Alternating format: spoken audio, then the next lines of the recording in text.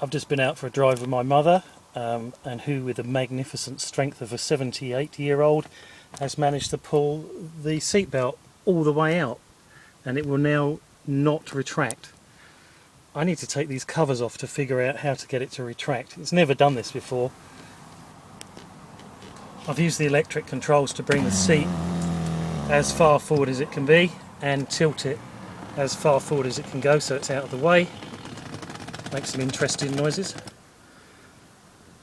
And see now if I can pop these trims off. I've just used my fingers to pick the trim up. It's quite flexible, and I can see inside that there's one plastic fastener.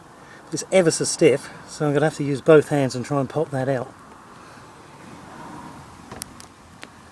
Okay, on the underside of this there's a fastener on the end, and then there's two sort of click fasteners there. I don't think I need to take any more of that off.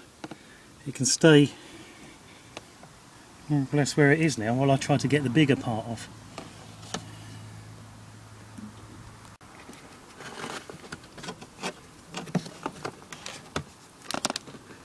So that looks like it's going to go that way, so I'll probably have to use two hands on this as well. On the other side, in the front footwell trim, there's a popper in here that I've just popped out, so that hopefully I can pull this out without taking all the trims off. There's two poppers on the bottom, one either side, which I've managed to pop out, and there's all this cabling. Now I'm going to have to try and fight the top off.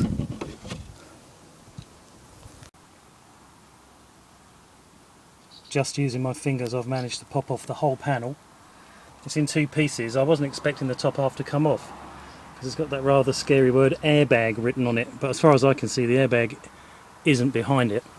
So now I'm just going to pull this back and see if I can get the twisted, can we see here, the twisted belt straightened up so that it will work again.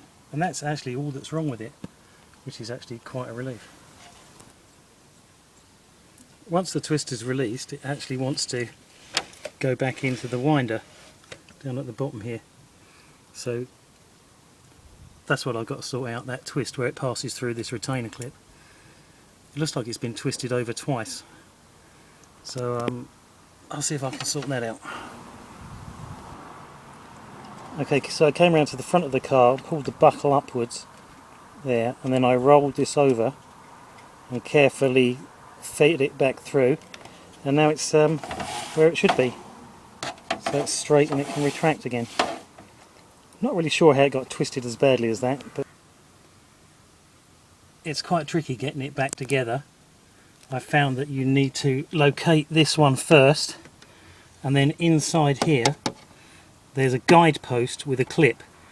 You fight the guide post into place, and then the other clip, which is on this side, will automatically be in place, and you should be able to just tap it into place and it will be there. So hopefully that's done the job. To get it to fit nice and flush, you actually have to squeeze the mouldings in, and also make sure that you peel this back so it's in the correct position all the way to the top, and then it's back together. Just one last thing to check, you have to make sure that this sliding panel actually locked in the mechanism so that it can go up and down. You can hear that it's working. And that's it, job done.